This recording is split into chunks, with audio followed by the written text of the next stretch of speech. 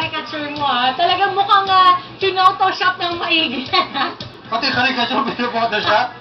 Ikaw, dimples na dimples pala, huli na.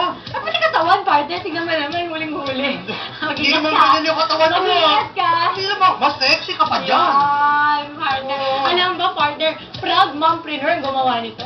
Dati siyang graphic artist ng isang kumpanya pero pinili niya na mag-sariling business at syempre, quality time with the family. Yes. Sa paggawa ng caricature, dito expert si Chari Santa Maria.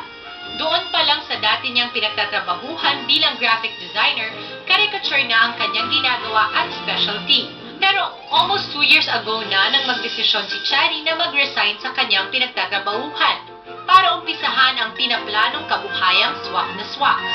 Kasi na-bored ako sa pag-work, and since ako naman yung gumagawa ng mga graphic designs and all, yung mga graphic designing, kabisado ko na. So I think kaya ko nang gumawa ng business on my own.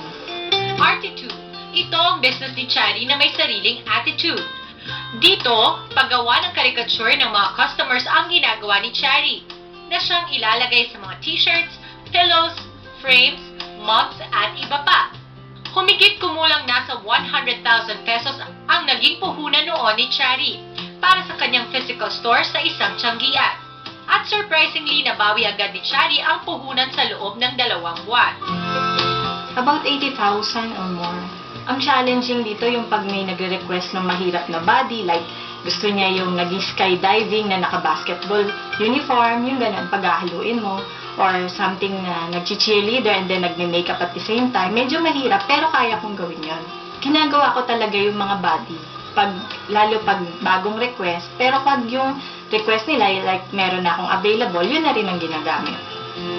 Sa ganitong business, maraming desisyon na kailangang gawin si Chari para mas mapaganda pa ang kabuhayan.